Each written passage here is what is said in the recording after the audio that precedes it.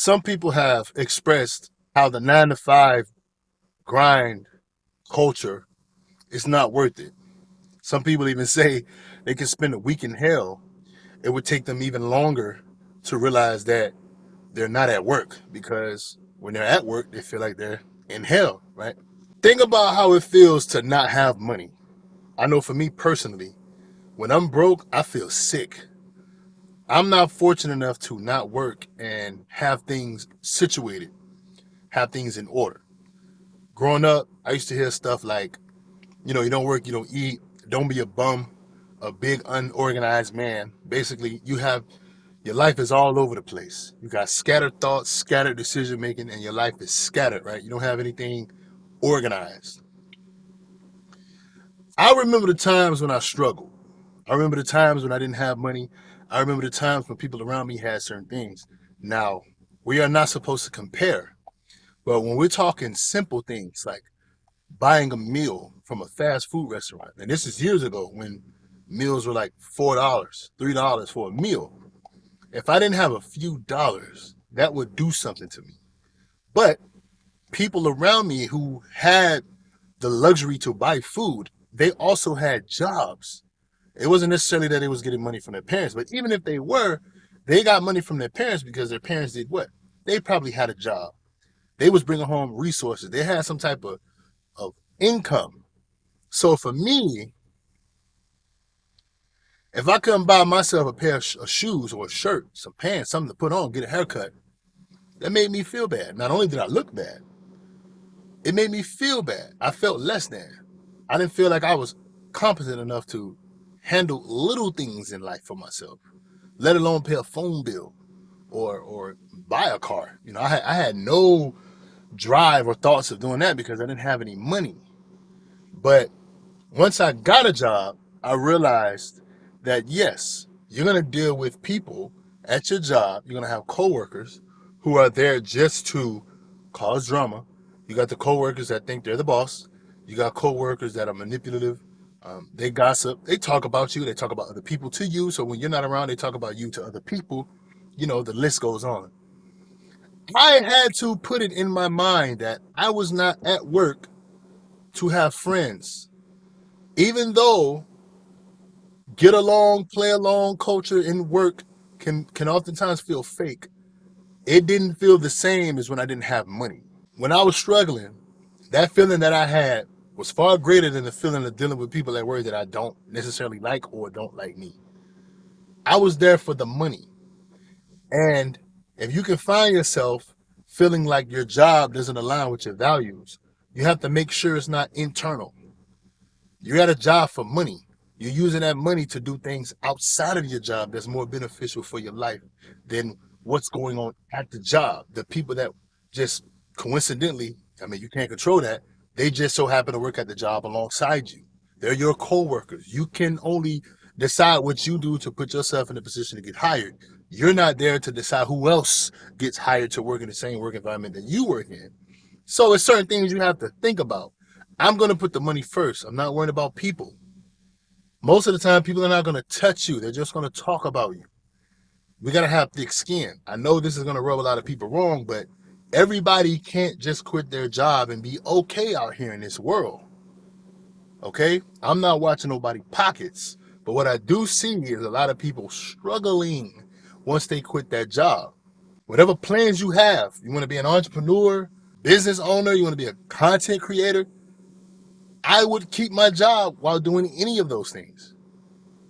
Why? Because the income is going to help drive that project even further. And you're going to have a peace of mind knowing that you don't have to worry about paying rent or buying food or all the other luxuries that you have or the necessities that you have within your life. Everybody is different. Everybody doing things on their own term, doing things in their own way. But that income is going to help you get through those moments while you still put effort into whatever project it is. You're going to have to work that job until you've earned the right to use the money that you should have been saving because you're disciplined, because you have a plan, because you're focused to put towards something that's going to put you in a better position.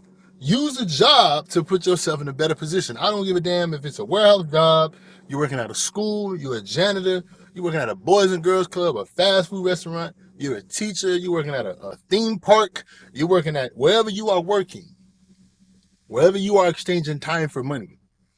Make sure you allocate some of those funds towards something that's going to be able to give you that time back. Or, worst case scenario, you can go part-time with that same job that you hate so much.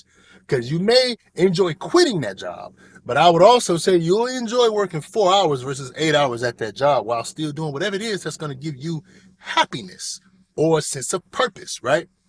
You're going to have to work 2 jobs is my mindset. Some people ask me, you do YouTube full time, what else do you do? I'm the guy that's going to work 2 full-time jobs and still do YouTube. I don't care about what content creation can do for me. Right here, right now, I want the money because I want to put money to invest. I want the guaranteed money. I'll put in hours after hours after hours and allocate that money towards investing for me and my family, right? Because when I'm sleeping, I want money to work for me. Anything that I exchange my time for to get paid, that's a job. I also want money to work for me all the time. It doesn't stop, right? Money works as much as the clock keeps clicking, and it's going to keep on clicking and ticking because it doesn't stop. That's our perception of time, but time is always going. It's continuous. It's infinite. I want money to work like that for me. So me personally, my mindset is take the money to work for me. Go to the job I hate so much so that I ensure that I put myself in the best position possible to be able to leave that job I hate so much, but not worry about my financial situations, because that's a different stress. You stress because you don't have any money. You stress because you work a lot to make sure you have money. Life is hard. Choose your hard. Being broke is hard. Being rich is hard. Having a job is hard. Not having a job is even hard. We have to choose. You're going to work that 9 to 5. You have to work that 9 to 5. You wasn't born into money. And whatever, you're going to work smarter. You have to make sure you work hard first. You're going to have to work harder before you can work smarter. Some of us have to work jobs we don't necessarily want. I know what it feels like to clock into a job that you hate. Life is freedom. Unfortunately, most of us have to work for that freedom. You're going to embrace discrimination. You're going to embrace people talking about you. That's all fine, because before you can work smarter, you have to work hard. We are not born into money, right? Some of us, most of us, the majority of us are going to have to work these jobs we don't like to yield that capital, that money, to then put forth to whatever we want in life. That's it. We got to earn that freedom. We got to earn that lifestyle that we want so bad. It's not just going to come to us all because we hate our 9 to 5. I'd rather deal with the haters and the narcissists at my job than to go without income. That's why I have 2. But the long-term success is what keeps you focused, locked in for the short term at your job, but also for the long term. You need to pay out debt. You need to invest. You want to have capital to start a business. You want to have capital to invest. You want to have capital to put aside for your family. You want to have capital to go on vacations. You want to have capital to buy things. You need to make that money some kind of way. If you don't have wealth because your family, which is another reason why you should motivate yourself to do something great, because you also want to be the first person in your family to go down that lifestyle. It means a lot to be able to give. If you're not one coming from that lifestyle, that particular situation financially, that also should be a reason why you do the things you need to do, even though it's not what you want to do. You see what I'm saying? That job is a stepping stone. Me, I'm the type of person, I hate my job. I'm going to go get a second job that I might hate, but that money's going to come in fast. If I have debt, that's my fault. Let's pay off that debt. I want to invest. I want to start a business. I want to do certain things. I want to give my children a certain lifestyle.